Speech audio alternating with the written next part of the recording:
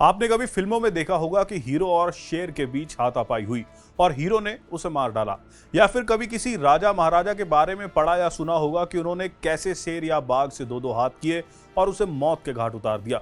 लेकिन अब जो हम आपको बताने जा रहे हैं वो ना कोई फिल्म की कहानी है और ना ही किसी इतिहास का किस्सा, बल्कि वो एक सच्ची घटना है।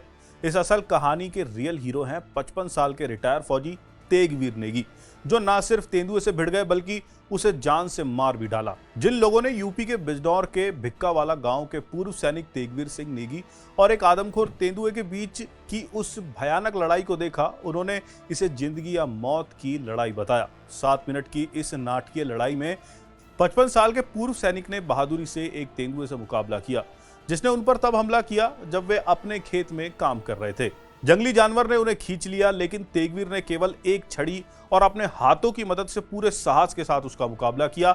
आखिरकार तेंदुए की मौत के साथ ये संघर्ष तो खत्म हुआ, लेकिन तेगवीर भी गंभीर रूप से घायल हो गए। भिक्कावाल गांव के ही रहने वाले और इस लड़ाई को अपनी आंखों से देखने वाले सूरजन सिंह ने इसे जिंदगी की जंग बताया।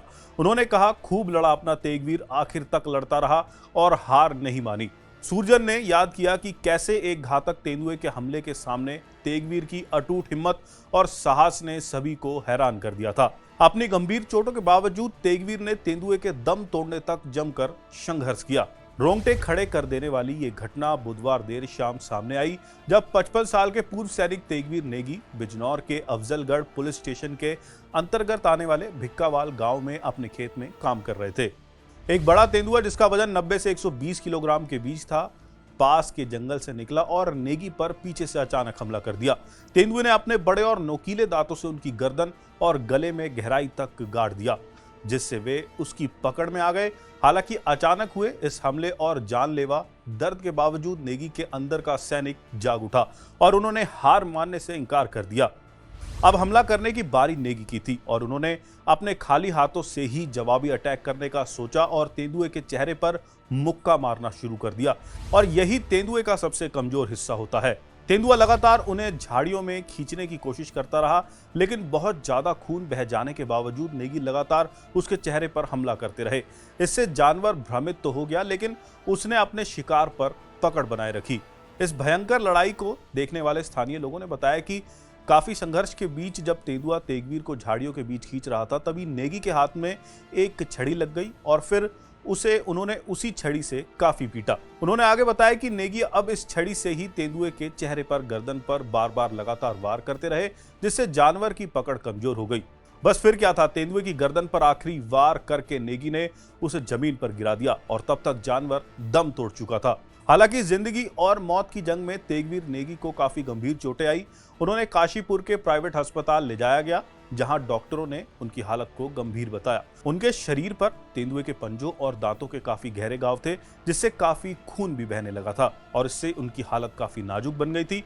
इस जानकारी के मिलने पर वन विभाग और स्थानीय पुलिस की एक टीम तेंदुए के शव को कब्जे में लेने के लिए घटनास्थल पर पहुंची।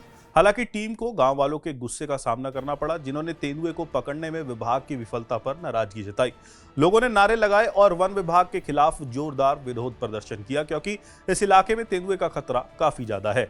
बिजनौर के डीएफओ जीएम गंगवार ने बताया कि तेंदुआ लगभग 4 से 5 साल का था। 500 तेंदुओं का घर है बिजनौर। तेगवीर का गांव भिक्कावाला बिजनौर के तेंदुए से प्रभावित इलाके में है।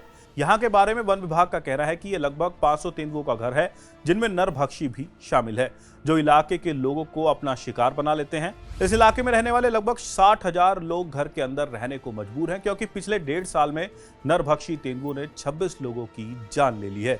उत्तर प्रदेश वन विभाग की कोशिशों के बावजूद स्थिति गंभीर बनी हुई है। विभाग ने लगभग 107 पिंजरे लगाए हैं और 65 तेंदुओं को पकड़ा है, जबकि 36 अलग अलग घटनाओं में मारे जा चुके हैं। ऐसी खबरें पाते रहने के लिए हमारे चैनल मनी कंट्रोल को सब्सक्राइब करें।